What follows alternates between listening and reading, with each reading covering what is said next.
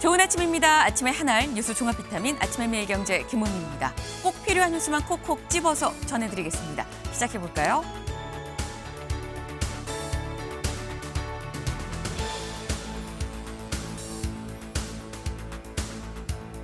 네, 동아일보 일면입니다. 미 한국인 300여 명 석방 돌연 연기가 됐습니다. 예정대로라고 한다면 오늘 새벽 3시 30분쯤 분명히 애틀란타를 떴어야 할 비행기가 전세기가 갑자기 12시간 전에 돌연 연기가 됐다라는 거죠. 대체 무슨 일이 있는 거야? 라고 얘기를 했었는데 외교부 이렇게 밝혔습니다. 미국 사정으로 출발이 어렵게 됐습니다. 라고 얘기를 했어요. 여기서 말하는 대체 미국 사정이 무엇이냐라는 거죠. 혹시 뭔가 잘못되는 거 아니야라는 얘기가 있었는데 우리 시각으로 어젯밤 그리고 오늘 새벽 사이 이 조현 외교부 장관과 마코 루비오 국무장관이 만났습니다. 만나서 무슨 얘기를 했느냐. 다음 기사 볼까요? 서울신문입니다. 수감 문제로 귀국 지연, 전세기 곧 출발할 것 같습니다. 라는 얘기가 지금 나왔다라는 거죠. 지금 이 조현 외교부 장관, 마코 루비오 이 국무장관이 만나서 한 얘기들이 여기 좀 같이 볼까요? 조 장관이 이렇게 얘기했습니다. 이들이 범죄자가 아닌 만큼 수갑을 채우는 등 신체적 속박을 하지 않고 신속하게 미국을 출국할 수 있도록 해달라. 앞으로 미국을 재방문할 때 어떠한 불이익도 받지 않도록 각별한 관심 지원을 해주십시오라고 얘기를 했고 여기에 대해서 루비오 장관 여기 볼까요? 한국 측이 원하는 바대로 가능한 이루어질 수 있도록 신속히 협의하고 조치할 것을 지시했다. 이미 한 거죠. 지시를 다 했다라는 겁니다. 여기 관련해서 조금 전 우리 외교부에서 이렇게 밝혔습니다. 사실 이게 이 중단이 됐었던 이유가 트럼프 대통령이 구금자들을 그냥 미국에 남아 있어요 라고 얘기를 해서 이 귀국 절차가 잠깐 중단이 됐었다라는 거죠. 그래서 우리 외교부는 뭐라고 얘기를 했느냐. 그렇다면 우린 귀국 먼저 하고 그리고 다시 재입국하겠습니다. 그러니 재입국을 막지 않도록 행정 절차를 좀 잘해주세요. 라고 얘기를 했다라는 거죠. 그리고 더불어서 관련해서 이 중요한 건 우리 뭐 수갑찬 모습 보일 거냐 안 보일 거냐 이 문제가 사실 중요한 얘기였었는데 트럼프 대통령 우리가 한 요청대로 신체적 속박 없이 호송하라라고 명확하게 지시를 했다라는 겁니다. 지금 얘기를 보면 중단되고 문제된 거 아니야 싶었습니다만 사실 알고 보니까 아예 뭐 왔다 갔다 할 필요 있어요? 그냥 있어요. 내가 좀 해결 그냥 해줄게요 라는 취지의 얘기가 오갔던 게 아니냐라는 생각이 지금 드는 대목들인 거죠. 중요한 건 일단 오기로 했는데 그럼 언제 오느냐일 겁니다. 날짜가 나왔어요. 구금된 한국인들 귀국 전세기 미국 현지 시각으로 11일 정오에 출발을 할 거다라고 지금 나왔습니다. 속보가. 근데 이걸 우리 시각으로 그럼 언젠데요? 우리 시각으로 하면 내일 새벽 1시쯤 전세기가 한국으로 좀 출발을 하고요. 그럼 한국에 언제 도착하느냐? 한국 시간으로 내일 오후 3시에서 4시쯤에는 아마도 이 전세기가 도착을 할 것 같다라는 겁니다. 다소 우여곡절이 좀 있긴 했습니다만 우리 구금됐었던 한국인들, 근로자들 다들 무탈하게 건강히 잘 도착하길 좀 바라봅니다. 다음 기사 볼까요? 국민일보입니다. 특검 수사기간 연장 안 한다. 여야 쟁점에 합의했다. 네, 이 보이시나요? 협의가 아니고요. 합의입니다. 네, 요즘 여야 계속 싸우는 줄만 알았는데 합의가 됐습니다. 네, 대체 뭐에 대해서 합의했느냐? 지금 현재 여당이 주도하고 있는 3대 특검법 개정안에 대해서 이런 식으로 합의했다는 거죠. 특검 수사기간 연장할 거예요 했는데 연장 안 하는 방향으로 합의가 됐다. 물론 구체적인 내용이 또 있긴 합니다. 그리고 더불어서 여기 볼까요? 국민의힘 금융감독위 설치 협조하기로 했다라고 한 거예요. 지금 이 조직 개편안이 현재 추진이 되고 있는데 관련해서 국힘도 좀 협조를 하겠다라는 취지로 얘기로 서로 상호 간의 협조가 됐다. 그래서 이 3대 특검 법안은 오늘 있을 본회의에 처리가 될 거다라는데 이 얘기도 잠시 뒤에 저희가 대담으로 좀 같이 다뤄보겠습니다. 다음 기사 볼까요? 경향입니다. 코스피 역대 최고점 찍었다. 여기 보시죠. 어제 코스피 3,317.77까지 찍었다라는 거예요. 네. 사실 이게 장중 코스피 역대 최고점이다라는 거죠. 그동안 2021년에 있었던 3,316.08이 최고점이었었는데 이걸 경신했다라는 거죠. 그럼 대체 왜 이렇게 훅 뛴 거야? 라는 건데 대주주 양도세 기준 50억에서 10억으로 낮출 거예요라는 얘기가 있었습니다만 다시 50억으로 그냥 유지할 겁니다라는 얘기가 어제 나왔죠. 그래서 이게 반영된 거 아니겠느냐라는 얘기가 나오고 있습니다. 다음 기사 볼까요? 매일경제입니다. 이 공약 국민성장펀드 50조 원 늘려서 150조로 하기로 했다. 이재명 대통령의 대선 공약이었었죠. 이 국민성장펀드 요거 만들어서 적극적으로 신성장 하는데 좀 투자를 하겠습니다. 라고 얘기를 했었는데 약속은 100억이었는데 50조 늘려서 100조였는데 50조 늘려서 150조로 정부와 민간이 각각 75조 원씩 마련하기로 했다라는 겁니다. 그래서 AI, 반도체, 앞으로 미래 먹거리들에 상당히 좀 투자를 하겠다라고 얘기를 했는데 아마도 이 내용이 관련해서 잠시 뒤 오전 10시부터 있을 이재명 대통령 취임 100일 기자회견에 좀 자세한 얘기가 나오지 않겠나라는 생각을 좀 해봅니다.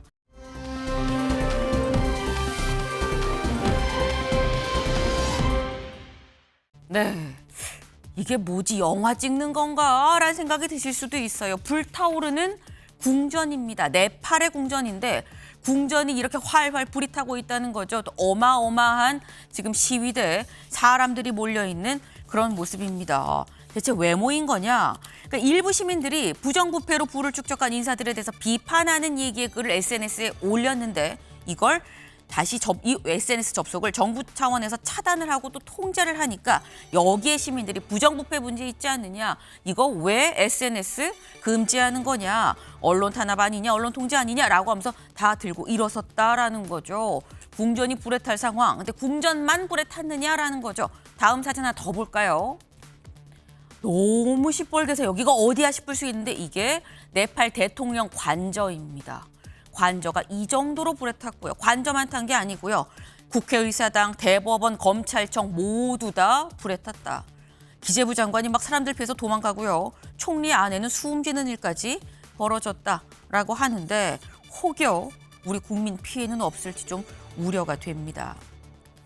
아침의 매일경제 뉴스 종합 비타민 언제나처럼 TV로 좀 크게 보시다가요. 궁금한 점 유튜브 댓글로 남겨주시면 같이 좀 얘기를 해보겠습니다. 첫 번째 키워드 들어가 볼까요?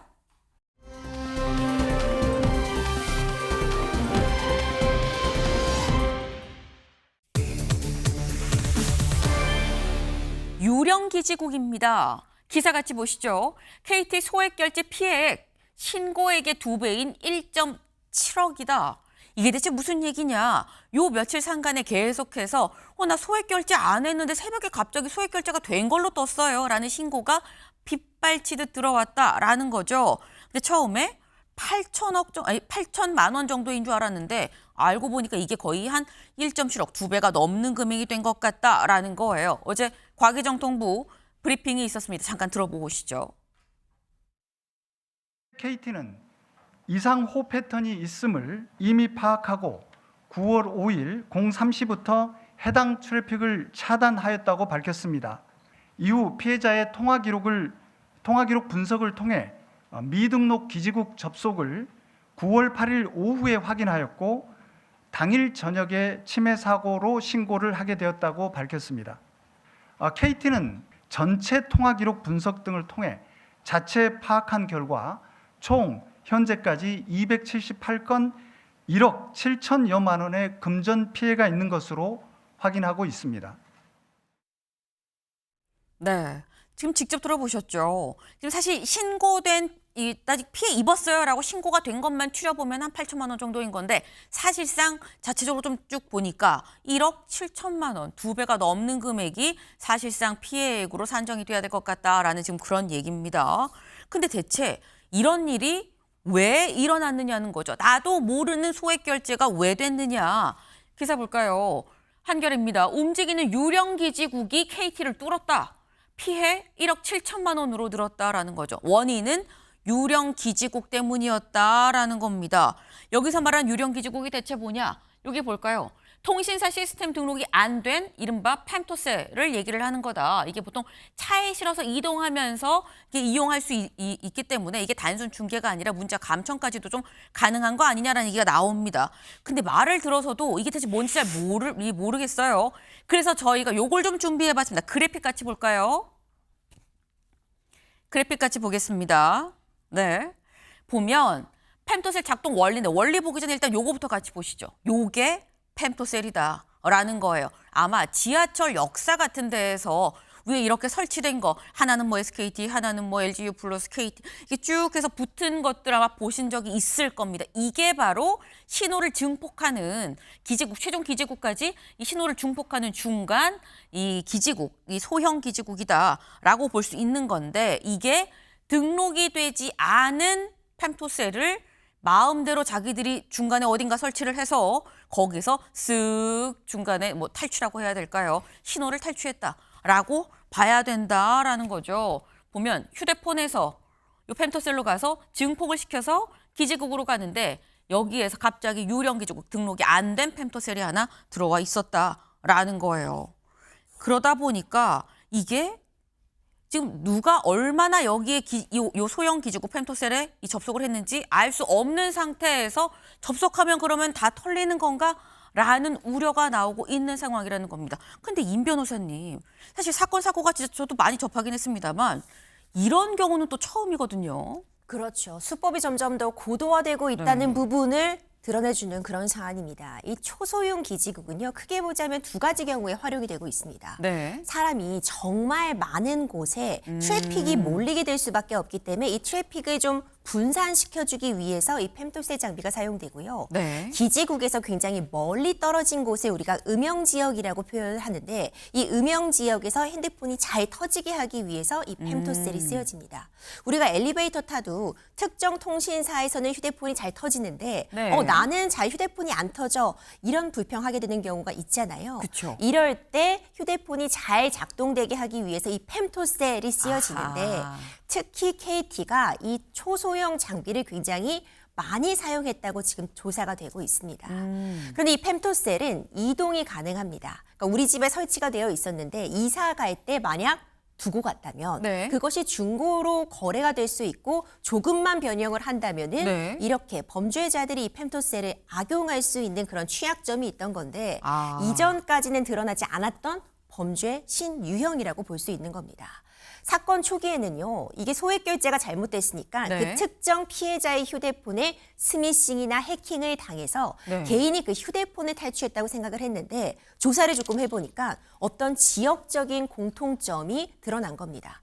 그렇게 하다 보니 결국 펜토셀이 등장했고 이 펜토셀을 가지고 앞으로 조사가 좀 더 진행될 예정입니다. 네. 지금 말씀처럼 처음엔 이게 그냥 스미싱이나 피싱의 문제인 거 아니야라고 생각을 했는데 자세히 보니까 이게 지역적으로 좀 뭉텅이가 있네라고 지금 말씀을 하셨어요. 사실 그 부분이 좀 더 수상한 부분이었습니다. 지금 일단 신고가 접수된 대략 한 8천만 원 정도로 집계가 됐었던 신고액, 그 신고액을 기준으로 어디에서 신고가 들어왔는지를 좀 따져봤습니다. 같이 볼까요?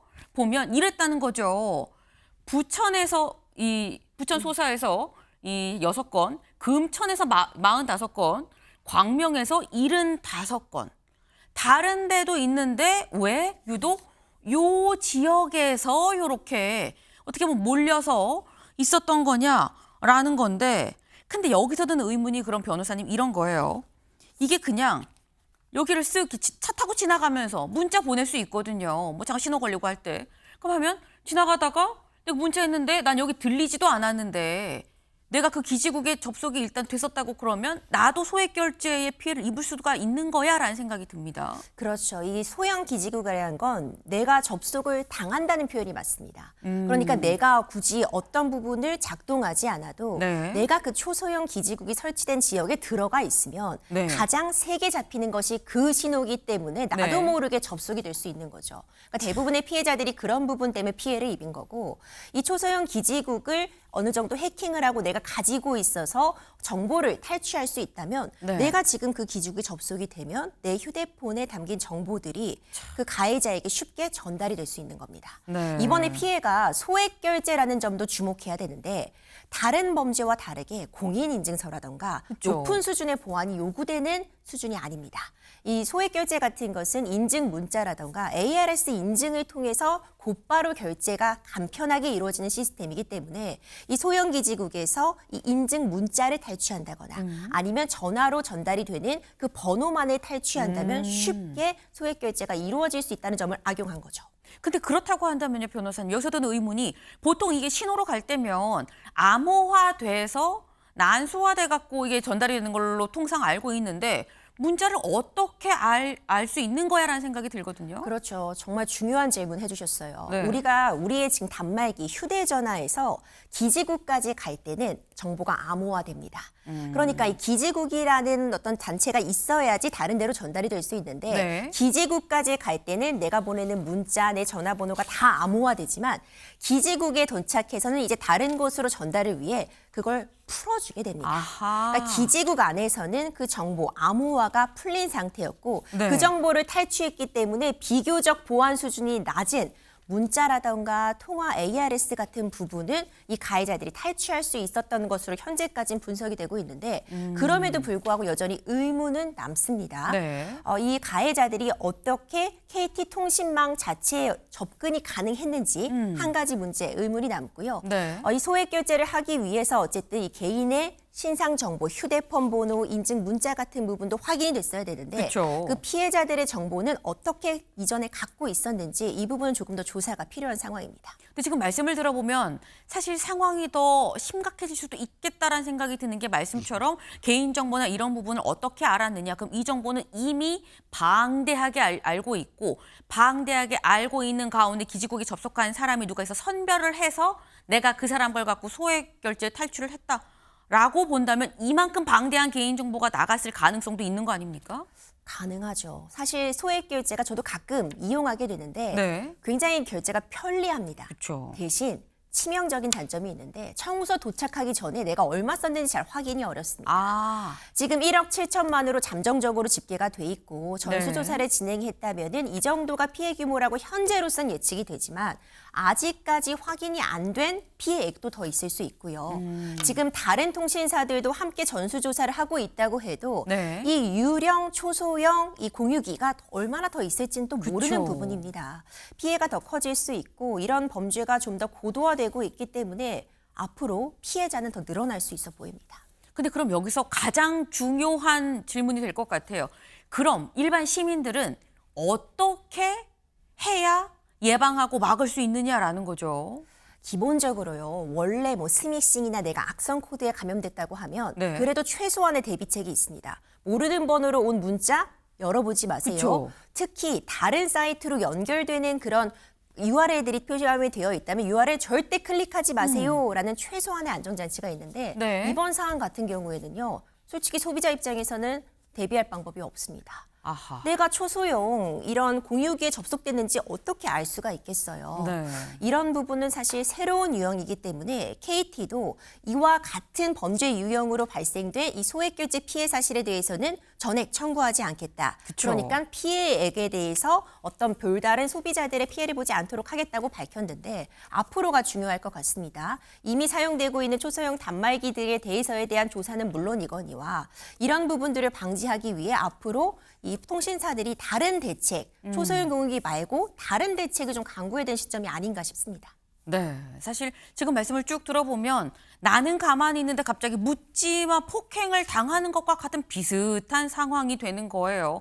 사실상 시민들 입장에선 어떻게 좀 예방하기가 쉽지 않은 상황. 근데 그렇기 때문에 더더욱 빠른 수사와 원인 파악 그리고 범죄자에 대한 빠른 이 속박이라고 해야 될까요? 체포가 좀 필요하지 않나라는 생각을 좀 해봅니다.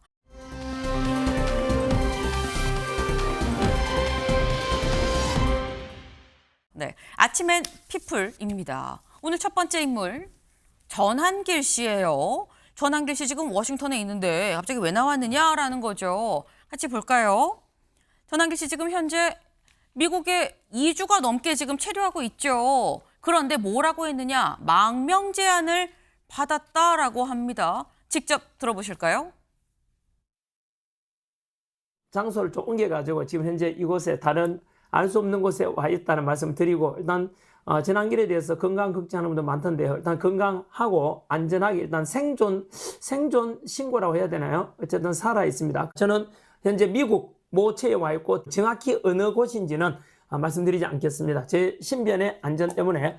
그리고 저보고 현재 뭐 망명하라. 미국 내부에서 저보고 망명하는 게 낫지 않겠는가 이런 제안도 받고 있습니다.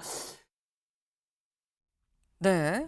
지금 직접 들어보셨죠? 전한길 씨가 내가 지금 망명 얘기도 듣고 있다. 안 그래도 왜 워싱턴에 2주가 넘었는데 아직도 안 오지? 라는 생각이 들긴 들었었는데 최인호 의원님. 예. 전한길 씨가 한국에 있으면 지금 위험한 상황입니까? 글쎄 그렇게 느끼는 국민들이 있겠습니까? 뭐 신체의 자유, 발언의 자유, 모든 민주적 권리가 다 우리나라 보장이 되고 네. 전한길 씨가 한국에 있을 때 사실은 뭐 이재명 대통령이나 정부를 향해서 얼마나 그건을 쏟아부었습니까? 또 윤석열 전 대통령에 대한 공공연한 옹호라든지 또 면회가겠다라든지 전당대회 장에 난입까지 해서 배신자라고 해서 소동까지 일으켰지 않습니까? 네. 그런데도 어떠한 법적 제재도 안 당했습니다. 심지어 뭐 국민의힘에서는 솜방망이 처벌로만 그쳤죠.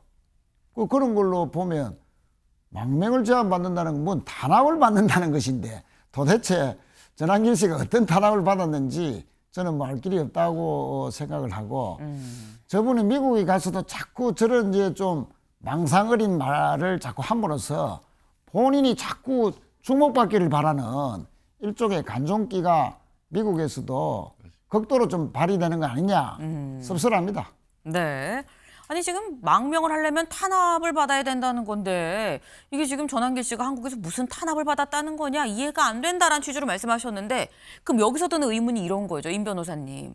망명에도 사실 조건이 있잖아요. 어떤 경우에 망명이 받아들여지는 겁니까? 이제 국가별로 망명과 관련된 기준이나 법적이 다르겠지만 일반적으로 이해를 해본다고 하면은요. 네. 그러니까 본국에서 박해를 받고 그것이 정치적인 의도라던가 아니면 종교적인 이유로 인해서 네. 본국에서 탄압을 받고 박해를 받았을 때 타국으로 가서 지금 본국에서 이렇게 박해받고 있다는 사실을 입증한 이후에 정상적인 어떤 정치적인 절차를 거쳐서 망명을 하게 됩니다. 네. 그래서 아마 지금 이야기하고 있는 건 내가 그만큼 탄압을 받고 있다, 신변의 위협을 받고 있다는 취지를 강조하기 위해서 망명이란 단어를 선택한 게 아닌가 싶습니다. 네. 지금 정치적으로 그리고 종교적으로 탄압을 받고 있을 때 그럴 경우에 받아들여지는 게 망명인데 지금 나 탄압받고 있어요 라는 얘기를 이런 식으로 한 거 아니겠느냐라는 지금 말씀이에요. 근데 여기에 대해서 사실 전한길 씨가 뭔가 약간 심정적으로 뭔가 좀 변한 게 아닌가라는 얘기가 나오는 게 김재섭 의원이 이런 얘기를 했습니다. 잠깐 들어보고 오실까요? 사실 장동욱 대표도 제가 보기에는 지금 전환기를 약간 버린 것 같거든요. 버렸는지는 모르겠는데 왜냐하면 사실 당시 처음에 장동욱 대표가 당선됐을 때 와 전환기 이제는 당의 뭐 중책을 맡는 거 아니냐 뭐 이런 말까지 나돌았던 거 아닙니까? 그런데 바로 거리두기를 시도하면서 이제 뭐 의병이라는 표현을 쓰셨던 걸로 기억합니다. 그러니까 당 바깥에서 활동하시고 하고 손절하는 느낌이 들었고 그러면 전환길 씨 역시도 약간 손절당한 게 아닌가 버려진 게 아닌가라는 생각이 좀 들긴 드네요.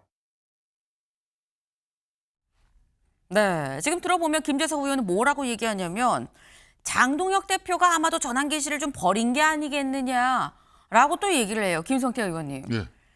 동의하십니까? 김재섭 그러니까 의원의 이제 얘기. 윤석열 전 대통령 탄핵에 반대해온 그 전시 입장에서는 네. 이제 이 방미의 목적 자체가 미국에 있는 목적 자체가 윤석열 전 대통령에 대한 인권 유린과 내란 특검의 쉽게 말하면 부당함이라든지 또 언론 탄압 등의 문제를 이제 국제사회에 알리기 위해서 자신이 미국에 간 것이다. 그런 측면에서는 좀 전에 최윤호 의원께서 말씀하신 대로 그래도 자신의 존재감이라는 게 미국 사회뿐만 아니라 계속 뭐 요즘 뭐 유튜브를 통해서 한국의 실시간 그대로 그 방송이 이루어지고 있기 때문에 네. 그 차이는 없어요. 그렇지만은 이제 한국 내적으로도 조금 전에 김재섭 의원 그런 뭐 인터뷰 내용도 나와 있습니다만은 이제 자기가 혼신의 노력을 다해서 만든 그런 장동혁 당대표가 되기 이전의 어떤 분위기와 되고 난 이후에 당대표로서의 그런 분위기가 좀 달라진 부분에 대해서 일종의 이제 메시지를 좀 가지는 거 아닌가 이렇게 유추해 볼 수도 있겠죠. 장 대표 들어라라는 취지의 얘기인 것 같기도 하다라는 그런 말씀이에요. 네. 과연 장 대표가 전한길 씨를 버린 것이냐 아니냐 여부는 사실 그건 좀 더 지켜보면 알 수 있는 부분이 분명히 있겠죠. 전한길 씨의 갑작스런 망명 소식이 있었습니다. 네.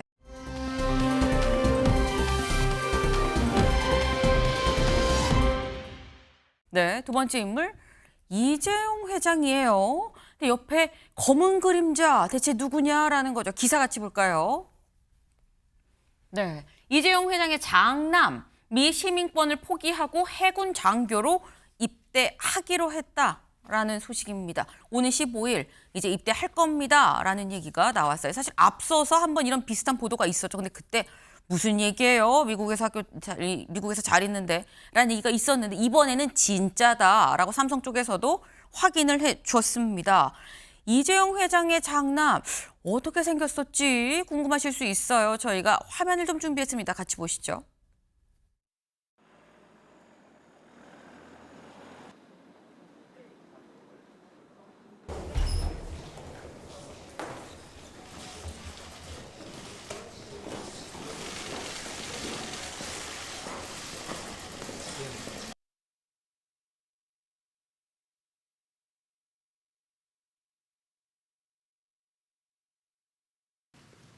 저는 제 아이들에게 회사 경영권을 물려주지 않을 생각입니다.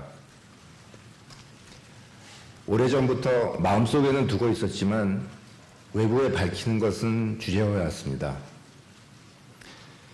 경영 환경도 결코 녹록지 않는 데다가 제 자신이 제대로 평가도 받기 전에 제 이후에 제 승계를 언급한다는 것이 무책임한 일이라고 생각해서이기 때문입니다. 네, 지금 이재용 회장의 장남 사실 이건희 회장의 이 빈소에서 포착이 됐었던 적이 있었죠. 아빠와 같이 온, 이 아버지와 같이 온 이치호 씨였는데 지금 사실 미국에서 태어나서 복수 국적자인데 최인호 의원님 지금 국적을 버리고 미국 국적 버리고 해군 장교로 입대를 한다고 합니다. 어떻게 보십니까? 예, 선천적인 복수 국적자죠. 미국에서 태어났으니까. 네. 그러니까 한국 국적을 포기하게 되면은 군 입대 의무를 안 해도 되죠. 그런데도 불구하고 시민권을 포기하면서 한국의 해군 장교로 입대했다 하는 것은 하도 이제 고위층 자녀들의 군 기피 이런 것이 간간히 소식이 전해지는 가운데 대한민국 최대의 기업의 자녀가 스스로 미국 국적을 포기하면서까지 군 입대했다 하는 네. 것은 뭐 좋은 소식이다라고 말씀을 드리고요. 또 얼마 전에 최태원 SK 회장 따님도 자녀도 그 해군 사관학교에 또 입대를 해서 또 신선한 또 느낌을 줬는데 이렇게 그 대기업의 자녀들이 스스로 그 병력의 의무를 다한다 하는 그런 소식들은 우리 국민들에게 특히 젊은 층에게 상당히 좋은 느낌으로 다가가지 않겠나. 특히 국민기업인 삼성에게도 2030들이 핸드폰이나 가전제품의 주 소비자지 않습니까? 그런 그 소비자들한테도 좋은 이미지를 심어줄 그런 보도 소식이다 그렇게 봅니다. 네, 사실 노블리스 오블리주라고 얘기를 하죠. 그런 측면에서 아까 잠깐 최태원 회장의 차녀 얘기도 했습니다만 그런 부분들이 자꾸 좀 널리 알려지는 게 좀 좋지 않겠냐라는 그런 말씀을 하셨어요. 근데 사실 이게 김성태 의원님 장교는 복무 기간이 상당히 길거든요. 그렇습니다. 근데도 이제 장교로 갔어요. 그러니까 이제 일반 사병 같은 경우는 이제 육군 해병 같은 경우는 18개월이에요. 네. 해군 같은 경우도 일반 사병 같은 경우는 20개월이면 군 복무 기간이 끝나거든요. 네. 그런데 이제 해군 장교 같으면은 복무 기간이 36개월이에요. 9개월까지 훈련까지 다 하면. 그리고 훈련까지 포함하면 그렇게 그쵸. 되는 거죠. 그러니까 일반 사병의 2배 이상의 군 복무 기간을 갖다 자원했다는 것은 지금 현재 대한민국 현실적인 측면에서는 상당히 대단한 판단이고 결심이에요. 그러니까 군은 참 이게 뭐 헌법에 명시된 그런 병역의 의무, 대한민국 국민이면 누구나 이제 특히 남성으로 태어나면 그 복무에 대한 책무가 있는 부분인데 그걸 네. 자기가 그 자원해서 그 기간을 연장하면서까지 국가를 위해서 이렇게 헌신하겠다. 이런 부분에 대해서는 정말 저는 한때는 참 뭐 지금도 장관이다라든지 뭐 정부 강요들 뭐 중요한 사람들 청문회 하면은 옛날 이야기지만 어쩜 그 사람들은 이구실 저구실 해가지고 병력 의무 면제를 갖다 피하는 그 별 수단이 다 나오잖아요, 그죠? 네. 뭐 그런 측면에서 사회 지도층이나 재벌 자식들이 이런 기득권 어떻게 보면 잘못된 기득권을 갖다가 포기하고 이렇게 국민들에게 평범한 가정의 자식처럼 이렇게 뭐 한다는 것은 저는 이재용 회장이 그래도 자식 농사 잘 짓고 있구나. 정말 이런 부분에 대해서는 뭐 칭찬해주고 싶은 그런 마음이에요. 네, 지금 정말 김성태 의원님은 이 생각이 정말 얼굴 그대로 드러나시는 분인데 진짜 너무 흐뭇해하시는 모습이 그럼요. 정말 완연하게 제가 표정에. 한 말씀만 더 붙이면 네. 2017년 최순실 당시 국정조사 청문 특위를 내가 위원장으로서 이끌고 네, 있는데 알죠. 그때 이분이 이제 왔었어요. 저는 그때 이분 각오를 느꼈어요. 그 여야 뭐 청문위원들의 엄청난 공세에 네. 이 모든 문제가 불법 가업 승계거든. 회사를 갖다가 네. 자기가 승계받기 위한 회사 내적으로 그런 주식 지분에 이걸 또 권력에 또 힘을 도움을 받아야 되니까 그래서 본인이 느낀 게 자기 아버지 이건희 회장 돌아갔을 때 나는 자식에게 승계 안 개인권 한다. 승계하지 않겠다. 그걸 실천하는 거죠. 네. 어찌 보면. 알겠습니다. 김성태 의원님께 안 여쭤봤으면 큰일 났을 뻔했어요. 네. 아무튼 이런 좋은 일은 사실 널리 알릴 필요가 분명히 있겠죠. 모두의 좀 귀감이 될 수 있는 일이 아닌가라는 생각도 좀 해봅니다. 다음으로 넘어가 볼까요?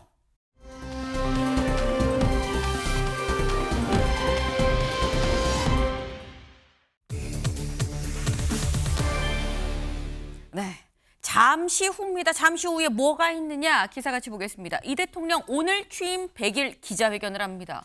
향후 행보는 회복에서 성장에 좀 방점을 찍겠습니다라는 얘기가 아마도 오늘 잠시 뒤 있을 100일 기자회견에서 나오지 않겠느냐라는 건데 요거 짧게 여쭤볼게요. 일단 최인호 의원님. 일단 100일이 딱 100일이거든요. 100일 평가 100점 만점에 몇 점 주시겠습니까? 90점. 90점. 네. 10점은 왜 빠졌을까요? 인사 문제에서 조금. 조금. 예, 조금 실수가 있었습니다. 알겠습니다. 그럼 김성태 의원님은 몇 점 주시겠습니까? 저는 70점 주겠습니다. 70점. 30점은? 30점의 차이는 몇 가지 요인이 있는데 앞에 네. 말씀하신 대로 인사 문제. 네. 그리고 또 두 번째가는 당정 관계. 그러니까 이재명 대통령의 그런 국정 운영을 국민 통합과 협치를 통해서 네. 쉽게 말하면 정치를 안정시키면서 국가를 위해서 이렇게 변화시키겠다는 그런 것들이 집권당인 민주당이 실천을 하고 뒷받침을 해야 되는데 저는 여기는 엇박진하기 때문에 사실상 이것만 생각하면은 한 50점 삭감시키고 싶은데 그래도 뭐 한 70점 주고 싶습니다. 네. 일단 90점, 70점. 생각보다 좀 높은 점수긴 해요. 지금 일단 좀 잘하고 있다라는 취지로 좀 말씀하시는 것 같긴 한데 근데 사실 진짜 중요한 건 국민들이 몇 점으로 평가를 하냐라는 거겠죠. 국민들의 평가는 민심, 여론조사를 보면 알 수 있습니다. 지금 취임한 이후에 여론조사 추이를 좀 같이 볼까요? 6월 둘째 주부터 지금 쭉 9월 첫째 주 지난주까지의 여론조사입니다. 보면 처음에 이 긍정 잘했다라는 평가가 53에서 시작해서 62, 65, 64, 65, 57 잠깐 떨어졌어요. 이게 언제였었냐라는 건데 여기 지금 보면 조국 윤미향 광복절 특사 명단이 발표가 된 요 시점이죠. 요때 좀 떨어졌었다. 그런데 57에서 찍고 다시 지난주에 62로 5%포인트 올라갔다라는 거죠. 올라갈 땐 뭐가 있었냐? 한일 정상회담, 한미 정상회담이 있었다라는 겁니다. 이런 부분들이 있었고 지금 일단 지난주까진 62%였었고 오늘 목요일이죠. 오늘 아마 NBS 여론조사가 잠시 뒤에 또 발표가 될 겁니다. 그렇다고 하면 62%에서 더 올라갈 것이냐 내려갈 것이냐 여부가 나올 텐데 여기에 대해서는 최인호 의원님 올라갈까요 내려갈까요? 저는 더 올라간다고 봅니다. 어디까지 올라갈까요? 60% 중후반대까지는 치고 올라갈 것 같습니다. 왜냐하면 어제 네. 코스피가 4년 반 만에 최고치를 기록했지 않습니까? 네. 어쨌든 국민들의 입장에서 보면 먹고 사는 문제, 특히 주식 투자자가 1,400만이나 되거든요.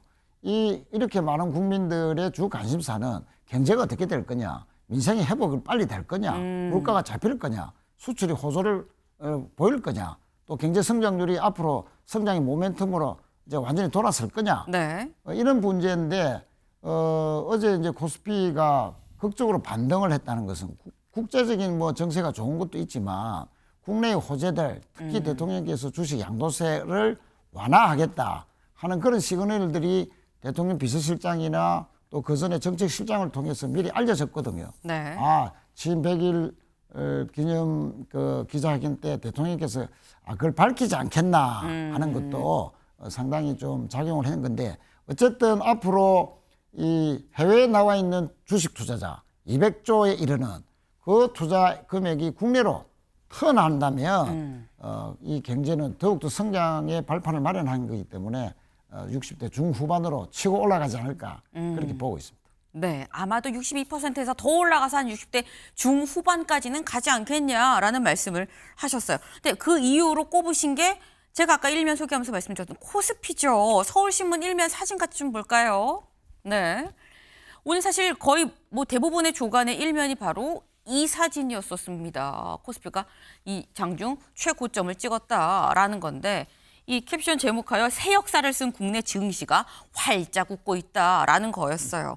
그러니까 지금 굉장히 좀 증시 상황은 상당히 좀 좋은 상황이다라고 볼 수 있는데 근데 또 한편으로 김성태 의원님 분명 수치적으로 이런 건 굉장히 좀 좋아 보이긴 하는데 밥 먹으러 나가면 10,000원 한 장 들고 나가면 부족할까 봐 약간 조마조마한 요즘인 거긴 하거든요. 이게 그렇습니다. 체감은 또 살짝 다르긴 합니다. 그렇습니다. 저도 아까 뭐 70일에 이거는 사실상 앞으로 그만큼 국민 마음 특히 야당의 몫을 중시해서 국정 운영을 크게 틀어달라는 그런 바람을 담아서 이제 실질적으로는 저도 박한 점수를 주고 싶은 부분이 많아요. 그렇지만은 제가 그런 부분을 이야기하는 데 있어가지고 그러니까 본인은 분명히 협치 정국을 통해서 정치를 안정시키고 또 국민 통합을 통해서 진영 간의 갈등을 없애면서 그렇게 해서 국정 운영의 동력을 높여서 뭐 돌출 행동에 강한 그런 트럼프 대통령도 상대해야 되고 지금 북중 내의 저 결속에 대한 외교 안보적인 측면에서도 깊은 고민을 하고 대응을 해야 되는 거예요.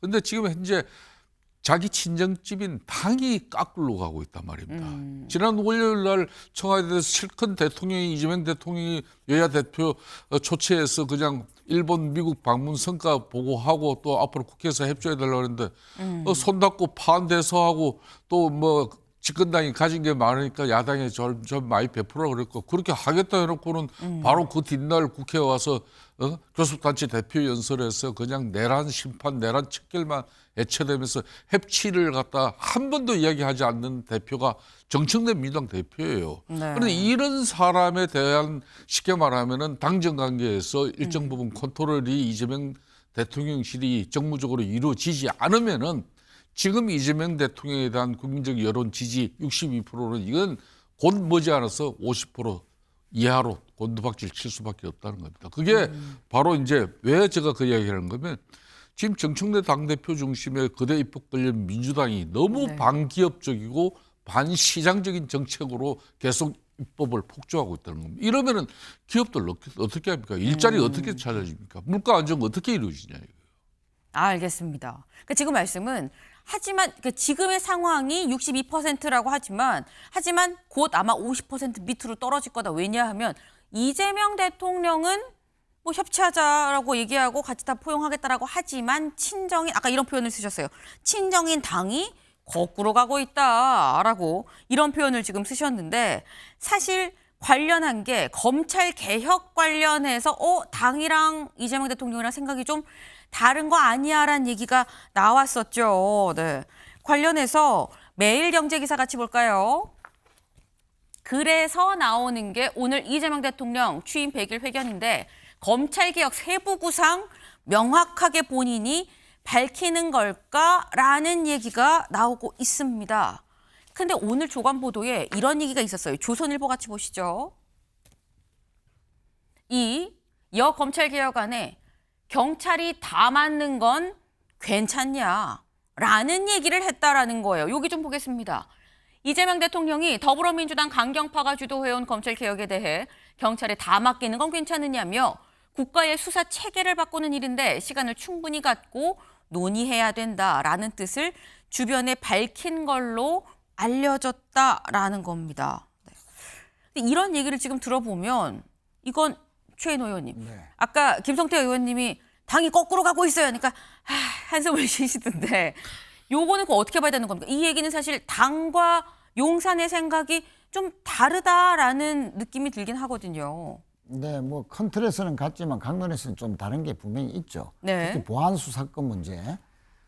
지난번 당정회의에서 이제 합의된 것은 수사 기소 분리 원칙 하에서 법무부 산하에 둔다는 정부의 그 중대수사청 부분을 행안부로 두기로 했지 않습니까? 그거는 이제 당에 손을 들어줬는데 이제 남은 문제가 보안수사건이죠. 예를 들어서 이제 공소시효가 아주 임박했던 사건이라든지 또는 경찰에서도 수사가 왜곡됐다든지 또는 과거 검찰의 모습처럼 편파 수사가 했다든지 자 이런 문제들은 그러면 어떻게 할 거냐 하는 문제가 남아 있죠. 네. 그런 측면에서 이 문제를 다시 이제 검찰에게 수사 보완권을 줄 거냐 아니면 보완 수사 요청권을 줄 거냐 뭐 이런 지금 이제 논쟁도 있지 않습니까? 그런 측면에서 경찰에 너무 독점적인 권한을 주면 견제가 안 되면 과거의 검찰의 모습을 답습하면 누가 책임지냐 하는 그런 이제 문제 의식을 대통령도 갖고 계시고 정부도 네. 갖고 있는 것이죠. 그래서 대안으로 그러면 국가수사위원회가 조정 역할을 해서 아까 말씀드린 그런 부작용이 있을 때는 국가수사위원회에서 그런 것을 조정하자. 그것은 총리실에 두자 하는 안까지 지금 일부 정부 일각에서 지금 제기가 되고 있습니다. 네. 그래서 오늘은 뭐 대통령께서 그렇게 세세하게 경찰의 뭐 여러 가지 과도한 독점 우려에 대해서 대안을 밝히지는 않을 것으로 봐집니다만 그러나 한 번이라도 고침이 없이 네. 완벽한 법을 만들라 하는 기존의 그런 방침 정도는 계속 재천명할 가능성이 높다 그렇게 봐집니다. 크게는 뜻이 같지만 이 강론적인 측면에서 좀 다른 건데 거기에 대해서 뭐 대통령이 지금 이 강론에 대해서 명확하게 이렇고 저렇고까지 다 세세하게 얘기하진 않지 않겠느냐.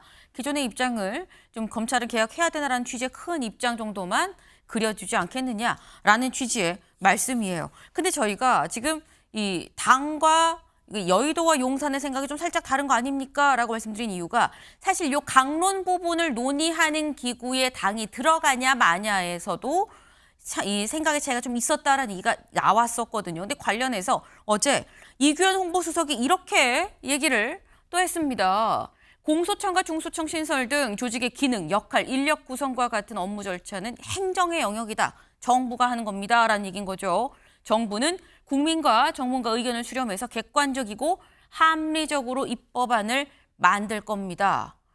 명확하게 이런 절차는 다 행정의 영역이에요. 라고 선을 쓱 그은 거 아니겠느냐라는 거예요. 네. 사실 이 정도까지 사실 얘기는 잘 안 하는 거 아닌가라는 생각이 들거든요. 김성태 의원님. 그러니까 이제 당정은 공식적으로는 갈등설에 대해서 이견은 없다고 이렇게 서로 이제 어제 그저께 이제 이틀 동안 수습은 하고 있지만 네. 이미 갈등은 표면화됐어요. 그러니까 지난 며칠 전에 저 중앙일보 보도를 통해 가지고 중앙일보 그 기사 내용이 만일 그게 오보라면은 대통령실이든 정청래 민주당이든 그 오보에 대해서 정정 보도뿐만 아니라 법적 조치 벌써 취했을 겁니다. 사실 당에서 일부 이 강경도 인사들은 아니다 오보다라고 얘기를 하긴 했어요. 대통령실에서는 따로 얘기 없었지만. 그렇지만 그 이후에 사후 조치를 한 건 없죠. 그러니까 또 그런 메이저 언론사가 그런 오보나 써댈 그것도 딴 청와대 출입하는 기재예요. 아주 용산 대통령실. 네. 제가 이제 왜 그 이야기를 먼저 하는가 하면요. 지금 이재명 대통령은 78년 만에 검찰청을 이걸 실질적으로 해체하고 정부조직법 개정을 통해서 헌법에는 검찰총장이 분명히 남아있는데 그럼에도 불구하고 무리해가지고 지금 이제 검찰청을 해체를 해버린 거 아니겠습니까? 그러면 그 해체하고 그 수사기능 중수청을 갖다가 그러면 이 행안부 산하에 두면은 행안부 장관의 영역은 곧 대통령의 영역이 되는 겁니다. 그렇기 때문에 이 부분에 대해서는 국민들 누가 봐도 이게 수사 권력이 오남용이 한 부처에 집중되면 그건 위험하다는 걸 알아요. 네. 이재명 대통령 자신도 아는 겁니다. 그렇기 때문에 이걸 갖다가 앞으로 수사 사법 체계 이 뭐 연동 부분이라든지 그 균형이라든지 안정 이런 걸 다 고려하면 세밀한 시간을 가지고 충분하게 검토하자는 건데 정청래 당대표는 추석 밥상머리 25일까지는 자기가 검찰 언론 사법개혁 끝나겠다. 그걸 밀어붙인 거예요. 그러다 보니까 이거는 그냥 민주당 강성 그런 뭐 의원들 입장에 따라 가지고 그냥 그대로 행안부에 가버린 겁니다. 거기서부터 사단이 난 건데 그 이후부터는 손대지 마라.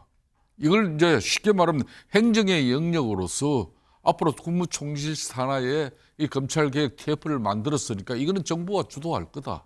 즉 그 말은 앞으로 수사와 관련된 그런 세부적인 내용을 시행령과 규칙에 담는 사항은 이거는 대통령의 권한이니까 당이 더 이상 나오지 마라. 그 메시지를 이 대변인을 통해서 명확하게 이야기를 한 겁니다. 네. 수석 비서관을 통해서. 네.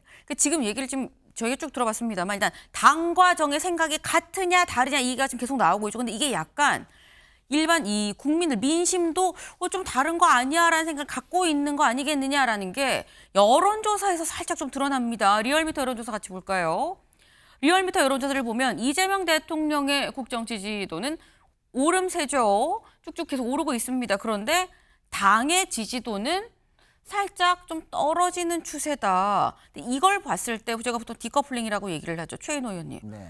임기 초에는 보통 같이 가는데 지금은 약간 흐름이 좀 다르다라는 거예요. 어떻게 보십니까? 그렇습니다. 대통령 국정 수행 평가는 오름세고 당 지지도는 내림세다. 그게 표에 보이지 않습니까? 이게 이제 어쨌든 대통령은 국정의 책임성이라는 측면에서 중도층을 향해서 여러 가지 정책과 메시지를 내고 있는 반면에 민주당은 개혁성을 계속 유지 강화해야 된다 하는 그런 측면에서 다소 일반 중도층과는 일부 괴리가 있는 막 그런 차이가 이렇게 지지도의 흐름에서 당과 정부의 흐름이 다르다 하는 것으로 분석할 수 있고요.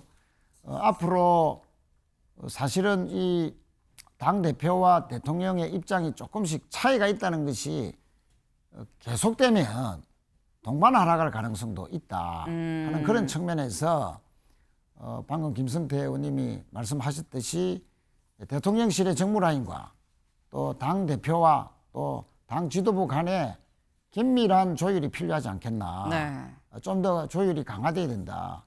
그래서 아까 이규현 홍보수석의 그 메시지는 정부가 입법을 주도하겠다. 즉 중수청이 행안부로 두기로 했다. 네. 즉 당의 입장을 들어준 만큼 이제 나머지 문제는 넘겨라. 정부가 입법의 내용도 정하고 또 주도할 테니 당은 좀 받쳐달라 하는 그런 메시지죠. 그런데 저 입법을 만드는 TF에 당도 참여해야 되겠다라고 해서 또 정부 수석과 좀 일부 이견이 있는 것처럼 알려졌는데요. 앞으로 당의 개혁성과 또 국정의 책임성을 강조하는 대통령실 간에 이런 문제는 조만간에 불식이 돼야 된다. 자꾸 이런 것이 공개적으로 노정이 되면 대통령의 지지도도 올라가다가 주춤거릴 수 있다. 네. 대통령이 주춤거리면 당의 지지도는 더 내려가겠죠. 그런 좀 문제의식을 제대로 가져야 되겠다. 그런 생각입니다. 네. 지금 현재 이 당과 대통령의 지지율이 디커플링으로 가는 현상이 이게 자칫 커플링이 될 수 있는데 좋은 방향으로 오르는 쪽으로 커플링이 아니라 같이 하락하는 쪽으로 커플링이 될 수도 있기 때문에 그 점은 이게 뭔가 갈등이 자꾸 표면화돼서 노출되는 거는 좀 자제해야 되는 거 아니겠느냐라는 말씀을 하셨어요. 네. 사실 오늘 기자회견 잠시 뒤 10시부터 시작입니다만 경향신문 같이 볼까요? 이 대통령 오늘 회견도 각본 없다. 명함 뽑기로 즉석 질의응답을 할 거다라는 거예요. 근데 그렇다면 각본 없이 120분 동안 그냥 막 질문 들어오는 걸 이렇게 받는다고 한다 그러면 이건 김성태 의원님. 예. 사실 만약에 제가 그 자리에 있다고 한다면 조지아에 구금된 한국인들은 어떻게 되는 겁니까? 뒷배경이 뭡니까? 라고 물어볼 것 같긴 해요. 어떻게 보십니까? 김은미 앵커가 과거에 대통령실 청와대 그때 출입했었잖아요. 네. 그 경험 있죠. 저 기억납니다. 네. 당연히 지금 현재 지난 7월 달에도 122분 이렇게 언론인들과 흉금없는 이제 기자회견을 통해서 일문일답을 다 했는데 오늘도 아마 그런 식으로 하겠다. 그러니까 각본과 각책 없는 저런 대통령의 100일 기자회견에 대해서는 저는 뭐 긍정적으로 평가하고 싶어요. 그렇지만 오늘은 이 100일 기자회견을 통해서 그동안 성과물을 이렇게 자아자찬하는 그런 분위기로 가면 절대 안 됩니다. 100일 만에 무슨 성과를 낼 수 있습니까? 이제 자기의 의지와 앞으로 변화를 위한 국민 공감을 위한 노력을 이런 정도 했다. 이런 거는 우리가 받아들일 수 있겠지만 네. 그런 가운데 지금 현재 한일 또 한미 이런 정상회담을 통해서 한일 관계는 문재인 정권 때 소원해진 부분을 그대로 서틀 외교, 윤석열 전 대통령이 살린 서틀 외교까지 승계하면서까지 한일 관계를 잘 유지 발전하겠다. 이건 좋아요. 그러니까 미국의 트럼프 대통령 같은 경우는 이분은 한미 동맹이니 뭐 한미 뭐 그런 오랜 그런 혈맹 관계에 대한 부분에 대해서 인식이 많이 떨어지는 분 아닙니까? 이런 사람을 상대하기 위해서는 지금 현재 본인이 기존에 가지고 있던 미국에 대한 인식을 확 바꾸는 계기가 지난번 미국 순방을 하고 됐어요. 네. 전 그런 측면에서 저는 이재명 대통령이 특히 이번에 이제 자신이 트럼프 대통령하고 그런 정상회담 마치고 난 이후에 이번에 실질적으로 우리가 3,500불을 뛰어넘어가지고 1,500불까지 해서 700조 가까운 미국의 투자를 갖다 약속해놓고 왔는데 그걸 며칠 만에 일주일 만에 그냥 저렇게 한국 근로자들 불법 구금 감금시킨 트럼프 대통령의 정부를 가지고 우리가 네. 어떻게 볼 거냐 말이에요. 이 부분에 대해서는 저는 대통령은 너무 뭐 단호하고도 뭐 전략적인 발언을 내쏟지 않지만은 대려 야당 지금 국민의힘이나 또 우리 같은 뭐 정치 패널도 마찬가지지만은 대통령의 상당한 의지도 담아내야 된다. 두 번 다시 이런 재발 방지나 미국의 제1투자 국가의 지에 맞는 그런 대우나 예우를 해줘야 되는 거죠, 미국도. 네. 그런 측면에서 이재명 대통령이 오늘 국민들에게 이 부분은 단호한 그런 어떤 입장이 나와야 된다고 저는 보고 있습니다. 네. 오늘 100일 기자회견에서 이 조지아주의 한국인 구금 사태와 관련해서 이재명 대통령 뭔가 단호한 재발 방지를 비롯한 이런 입장이 좀 나와야 되지 않겠냐라는 말씀이 오늘 실제 이 얘기가 나올지 좀 지켜봐야 될 부분이 아닌가 생각을 좀 해봅니다. 다음 키워드 넘어가 볼까요?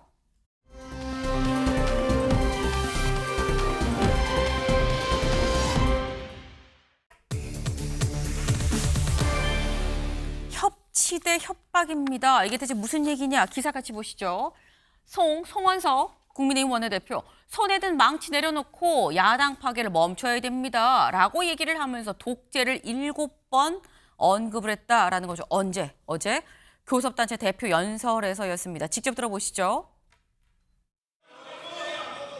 여당 대표는 걸핏하면 해산 운운하면서 야당을 겁박하고 모독하는 반지성의 언어폭력을 가하고 있습니다.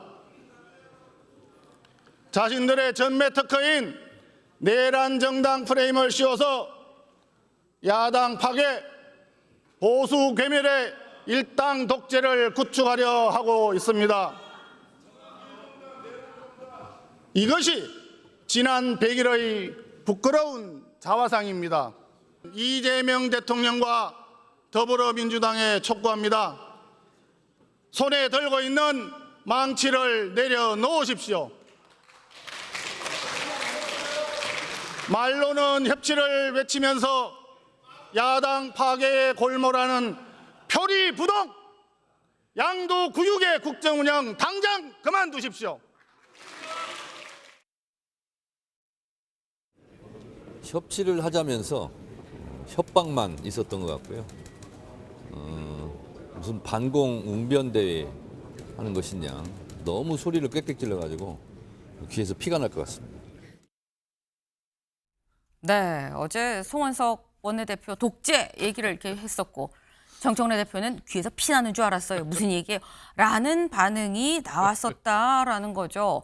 상당히 교섭단체 대표 연설에 대해서 전날에 이어 이 어제도 상당히 분위기가 썩 좋지 않았다라는 건데 그냥 귀에서 피가 날 것 같아요 해서 끝난 게 아니었다라는 겁니다. 사실 이 교섭단체 대표 연설이 있기 전에 아침 최고위에서 정청래 대표 이렇게 폭로 얘기를 또 했었거든요. 잠깐 들어보고 오시죠. 어제 제 연설 중에 역대급 망언이 있었습니다. 소리 지르고 항의하는 건 알겠는데 어찌 이런 말을 할 수 있습니까? 영상 한번 보시죠.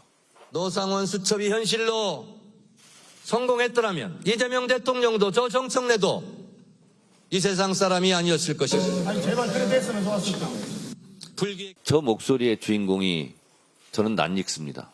묻습니다. 당신은 누구입니까? 제2의 노상원입니까? 자수하고 사과하시기 바랍니다. 이 세상 사람이 아니었을 것입니다. 불기의 객이었을 것입니다. 세상 사람이 아니었을 것입니다. 불비의 객이었을 것입니다. 국민 여러분.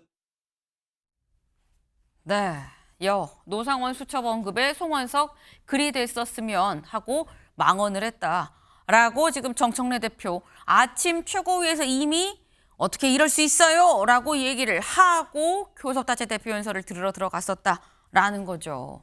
근데 이런 상황이 이게 김성태 의원님. 예. 이게 여야 간 좀 분위기가 화해 무드가 조성이 될 수 있는 거야라는 생각이 듭니다. 참 저도 뭐 정치 좀 하고 또 네. 뭐 요 근래 시간이 있어서 정치를 많이 되돌아보고 있습니다만 참 정청래 대표께서 이게 한국 속담에 이런 말이 있잖아요. 오는 말이 고에 가는 말이 고운데 지난 월요일 날 이재명 대통령 양당 지도부 회동 그 협치 분위기 그대로 이어가는 가운데 본인이 이제 집권당 대표로서 일정 부분 자신의 그 정치를 돋보이게 하는 그런 또 자기 민주당 내의 강성 지지층을 의식한 부분도 있다 하더라도 그거는 웬만큼 하고 이제 집권당 대표이기 때문에 이 품격하고 채통을 가지고 이재명 대통령의 국정 운영을 뒷받침해주는 대국민 설득 이해 소통에 중점을 둬야 되는데 이 정청래 당대표가 먼저 그냥 자기 정치 이미지만 너무 자기 지지층에 깊게 각인시켰어요. 그러다 보니까 그게 협치 이야기 한 번도 안 하고 그냥 내란 그냥 척결 내란 세력 심판 위헌 정당으로서 니네들 나한테 계속 사과 안 하면 앞으로 정당 해산시킬 거야. 그런 거의 공갈 협박 수준이거든요. 그러니까 송원석 이제 그래도 원내대표가 자기 뭐 연설할 때 한마디 한 부분에 대해서는 상당히 이제 기가 거슬렸죠. 근데 저는 그 이전에 정청래 당대표 그러면 대한민국 정치인들 중에서는 우리 국민들이 인정하는 망언 제조 특허에 대해서는 일가견이 있는 사람 아닙니까? 제가 그렇다고 해서 송원석 원내대표가 그런 뭐 부분의 표현 자체를 잘했다고 하는 건 아닙니다. 그러니까 네. 앞으로 정치가 더 이상 국민들 보는데 이렇게 참 볼상사나운 모습으로 이렇게 가져가면은 어떻게 이 위기를 극복하겠습니까? 정치가 국민을 신뢰를 회복하는데 정청래 집권당 대표부터 이렇게 솔선수범 해주면은 그 야당이 거기에 참 웬만큼 이렇게 같이 손발을 안 맞춰주면 저부터라도 야당 우리 후배들에게 저는 야단칠 용의가 있는 사람이에요. 알겠습니다. 지금 말씀은 가는 말이 고와야 오는 말이 고운 건데 가는 말이 곱지 않았으니 오는 말이 고울 수가 있겠냐? 정청래 대표를 비롯한 집권 여당에서 먼저 고운 말을 좀 써야 되는 거 아니냐라는 취지의 말씀이에요. 최윤호 의원님. 네. 참 여러 가지로 뭐 그런 100일을 맞이하는데 대통령의 지금 100일 곧 기자회견을 앞두고 좀 어깨가 상당히 좀 무거워진 그런 아침이 아닌가 그런 생각인데요. 아무리 그래도 그렇지 송원석 원내대표가 그랬으면 좋겠다라는 말을 그냥 스스럼없이 저렇게 자연스럽게 나오지 않습니까? 뭐 그 화면에 비친 게 송원석 원내대표인데 어제 딱 송원석 원내대표를 지목해서 밝히라고 했는데도 지금까지 입장이 없는 거 보면 본인의 말이 맞다 하는 것인데 아무리 그래도 그렇지 원내대표가 노상원의 수첩대로 되었으면 좋겠다. 그거는 네. 그건 중에 그건이죠. 어떻게 국회의원이 동료 국회의원을 체포해서 서해 바다에 폭침을 시켜서 수장시키겠다는 그 메모 그것을 지적을 하고 있는데 그랬으면 좋겠다. 그러면 내란 정당을 프레임을 씌워서 야당을 탄압한다고 했던 방금 저 연설 저렇게 고성을 지르면서 개강되게 야당 탄압하지 말아라고 했는데 본인 스스로가 내란에 동조한다는 말을 지금 표현한 거 아닙니까? 참 그 송원석 원내대표로서는 정말 그 국회에서 정말 들어본 망언 중에 망언을 했다. 그래서 적극 사과해야 되고 물론 뭐 저녁에 또 협치까지 이제 이루어져서 다행입니다만 정말 이제 야당 대표가 윤석열을 왜 옹호했고 전한길 씨를 앞세워서 전당대회에 그렇게 영향력을 행사하고 뭐 이 내란 극우 세력들과의 내통한 거 아니냐 너무 그 세력이 국민의힘 제1야당을 지배하는 거 아니냐 그런 우려를 이제 뭔가 좀 협치 모멘텀 속에서 좀 벗어나는가 했는데 스스로가 또 자성자박하는 그런 실언 중에 대실언을 했다. 그래서 빨리 수습책을 내놓고 진정 어린 사과부터 빨리 해야 된다. 네. 이렇게 생각합니다. 지금 최 의원님은 가는 말 오는 말 이거저거 따지지 말고 그냥 그 말 자체가 좀 너무 심한 거 아니냐. 그럼 뭐 노상원 수초업에 동의한다는 얘기냐. 무슨 말이냐. 일단 사과를 하셔라. 라는 말씀을 하셨어요. 그러면서 그나마 다행인 게 그래도 저녁에는 좀 협치가 이루어졌어요. 라고 말씀을 하셨는데 요걸 말씀하시는 것 같아요. 국민일보 일면 같이 볼까요? 네. 특검 수사기간 연장 안 한다. 여야 쟁점 합의. 어제 오후 4, 5시쯤 만나서 여야가 극적인 합의라는 단어를 정말 오랜만에 봅니다. 합의를 했다라는 거예요. 지금 여기 제목에는 뭐 이 여야 이 수사기간 특검 수사기간 연장을 안 하는 거에만 뭐 합의를 했나라는 생각이 들 수 있습니다만 합의한 내용 저희 정리된 게 있죠. 같이 볼까요? 바로 이거죠. 기존에 지금 이 민주당에서 3대 특검법에 대해서 개정을 해서 좀 더 기간도 늘리고 특검 수도 늘리고 하겠다라는 취지가 바로 이거였습니다. 기존에는 수사 인원 최대 50명까지 내란 특검 할 수 있었지만 최대한 10명 정도로 그리고 수사 기간도 최대 90일에서 60일 정도로 현행 그대로 그리고 재판 중계는 의무사항이었었는데 그게 아니라 조건부, 재판부에 따른 조건부 허용으로 좀 합의를 했다라는 거예요. 요거 외에 추가로 합의된 사항이 있었습니다. 뭐가 있었느냐? 바로 이거죠. 국민의힘은 대신에 이제 금융감독위원회 이 조직 개편안 요걸 설치하는데 협력을 하고 그리고 민주당은 나경원 의원의 법사위 간사, 지금 간사 선임안 자체가 안 올라가고 있는 지 꽤 됐죠. 이걸 선임하는데 좀 협조를 하는 요런 방안으로 여야간 좀 합의를 했다라고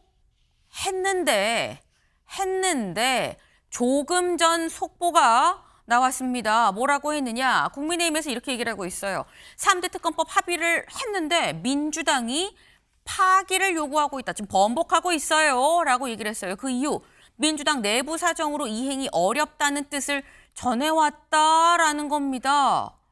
그 민주당에선 할 수 없다라는 건데 근데 여기에 대해서 조금 전 김병기 민주당 원내대표가 또 출근길이었나요? 기자들을 만나서 뭐라고 얘기를 했냐면 이렇게 얘기를 했습니다. 우리 총론만 논의하고 나갔지 합의가 된 게 아닌데 왜 자꾸 합의라고 하죠? 라고 얘기를 한 겁니다. 그냥 1차 논의를 한 거예요. 라고 얘기를 했습니다. 그리고 뭐 문서화된 게 아니기 때문에 파기라는 표현은 좀 안 맞고 어쨌거나 협의가 결렬이 됐다는 얘기를 하는 게 맞다. 라고 얘기를 했어요. 그러면서 지금 이게 뭔가 절차상의 오해가 좀 있는 것 같은데 마치 보도가 최종 합의가 된 것처럼 나갔다. 라고 얘기해요. 방금 조금 전 들어온 소식입니다. 이걸 보면 최인호 의원님 합의가 된 줄 알았는데 또 아니네요. 예, 어제 사실은 밤새 네. 당원들이 여야 특검법 개정안 합의했다는 소식에 네. 상당히 비난하고 도대체 당대표와 원내대표가 생각이 다른 거냐? 라는 식으로 문의가 빗발쳤습니다.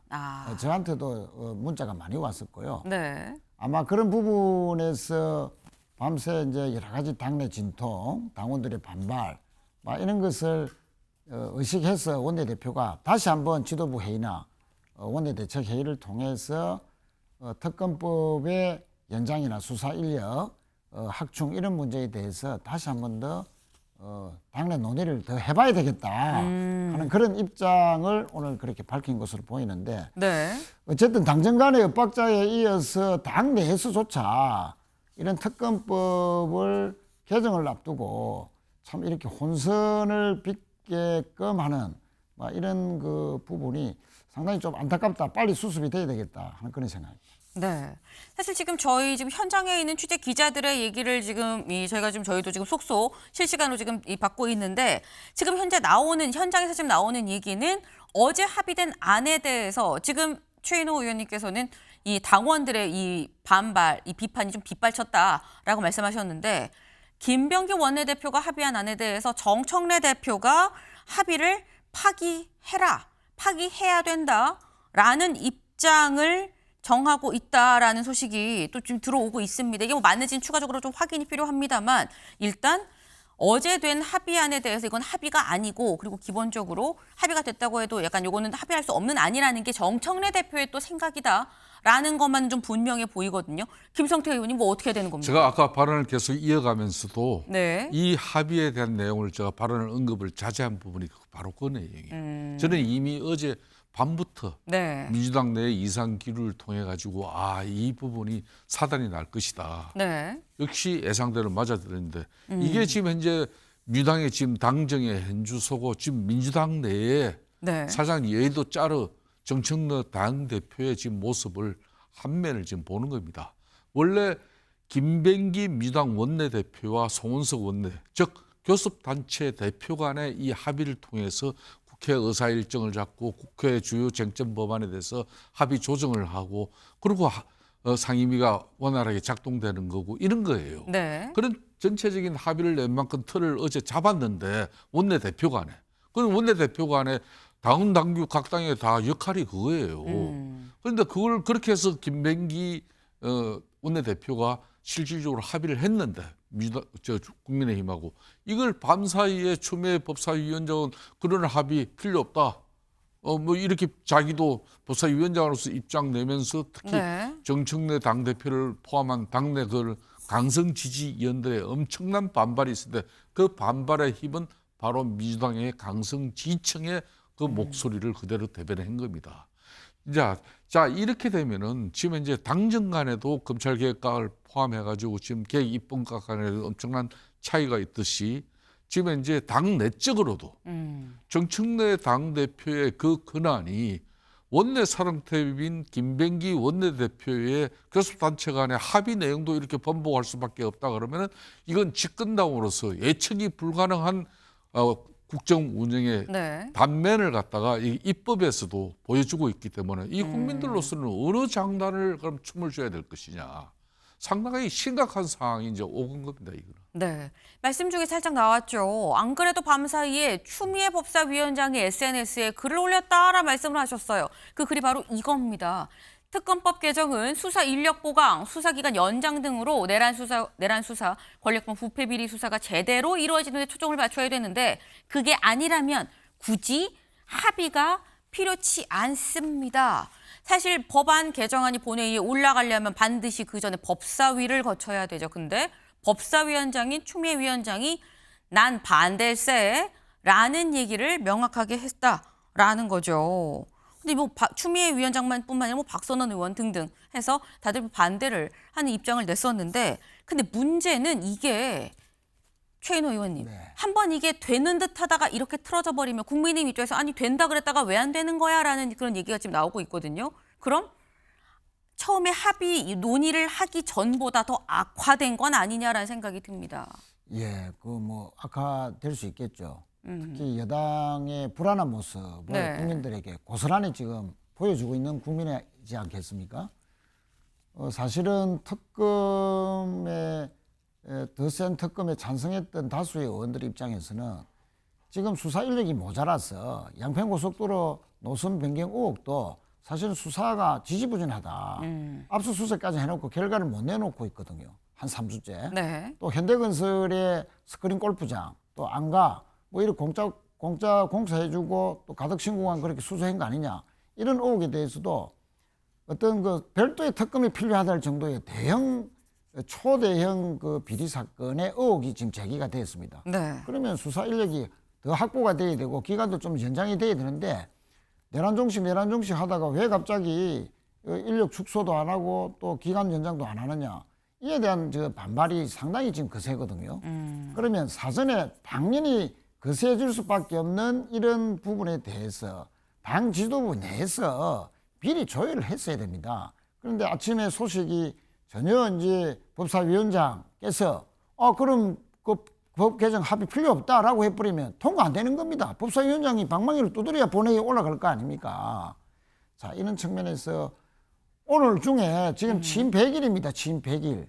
취임 100일 날 이 여당 안에서 이런 엇박자가 심각하게 나는 것은 도리가 아니다.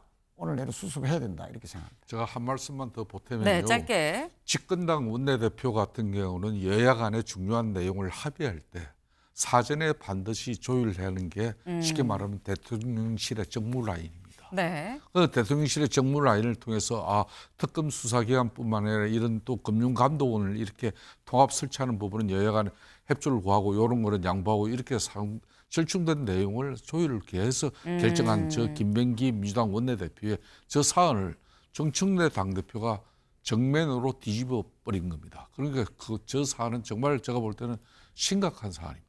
네. 오늘 오후 2시에 열리는 본회의에서 과연 이게 통과가 될 것이냐 여부가 주목이 됩니다. 오늘 준비한 소식 오늘 여기까지입니다. 오늘도 좋은 하루 보내세요.